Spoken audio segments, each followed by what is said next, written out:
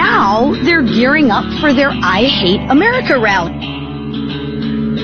So we are talking about this No Kings rally, and that was Lisa McLean talking about the No Kings rally, this sort of war of words when it comes to now they're saying that this rally is a I Hate America rally. So, trying to rebrand what's happening tomorrow, but it's supposed to be a very big rally. Yeah. Rally. We'll wait and see if it is patriotic, but I know it's going to be big. Dave Doolio, director of the Center for Civic Engagement at Oakland University, joins us now. Hello, Dave. Good morning. Thanks for having me. So what do you foresee happening here? We know that a lot of people are going to show up. Will it be peaceful? Will it be what some of the lawmakers say is going to be just a sort of a pushback on the administration? Well, first of all, we hope that it's peaceful. And I think that the heightened tensions in politics today make that less certain, and that's a hard thing to say and a hard thing to talk about, but it's kind of a fact on the ground, right? So number one, we hope it's peaceful.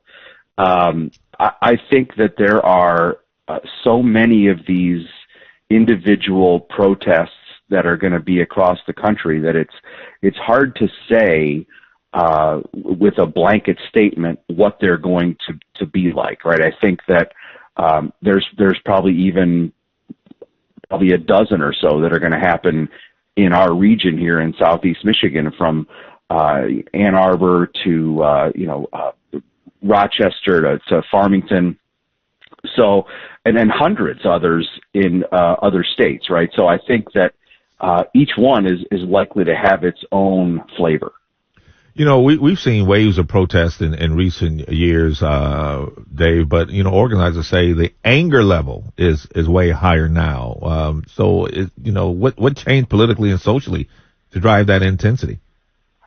Well, I think that's a really interesting question. There's no doubt that there's a sense of anger, and true anger, right? Not just sort of fake anger or play anger, or it's sort of on display. Yeah. But it's real, right? And I think that comes from the vitriol and rancor that has been just being turned up in our politics going on a decade, right? And I think that it's reaching this fever pitch. And a lot of participants say they've never protested before, but they feel compelled that they should do it. What does that say about the health of civic engagement when people who were quiet at one time are now stepping into the streets? Well, I think a couple things. Number one, protest is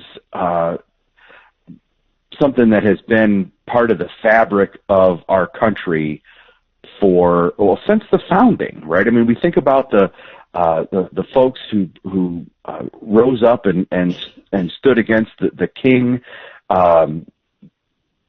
before the Revolution and before the Declaration of Independence, and they were engaged in protest and were just voicing their concerns and their grievances. I think that we can make a connection between today and back then, but that there are people who are being, they say, called to let their voice be heard, and that's democracy in action, right? I mean, it's part of our system.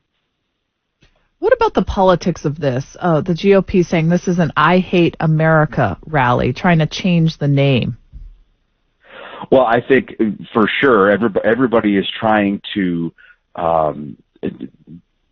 advance their agenda, right? And messaging like that certainly will aid Republicans with that in some corners, right? Not others, but I think that they are trying to talk to their base. And even to try to reach some in the middle who are maybe inclined to support Republicans as opposed to Democrats. But certainly the No Kings moniker is trying to certainly speak to the Democratic base and the progressive wing of the party in a unique way, and I think that Republicans are doing the same thing. Speaking with Dave Dulio, director of the Center for Civic Engagement at Oakland University, and Dave, I'm wondering, is this type of activism, this type of protest, while it can be powerful, does it deepen the divide instead of bridging the divide? I think it can, Lloyd, and I think that I would even push back on your first comment there. I'm not sure what real impact it has beyond getting people who are already on one side or the other dug into their position, right, and further into their corner. The Democratic base, we know that they don't like Trump and they never will. Republican base, we know that they like Trump and they always will. But those folks in the middle, they're sort of up in the air, right? And the interesting part is they're probably not even paying attention to these protests or the messaging that's going back and forth on either side. But there is something American about hitting the streets and peacefully protesting. That's allowed. Oh, it's not only is it allowed, but as we said before, right, it's part of the fabric of our country. There's no doubt about it, right? I mean, this is First Amendment and democracy in action, right, playing out in front of our eyes. Well, we'll wait and see, and hopefully it is peaceful, and it doesn't evolve into something at these 2,600 sites where this is happening across the country tomorrow. Dave Dulio, thank you. Thank you.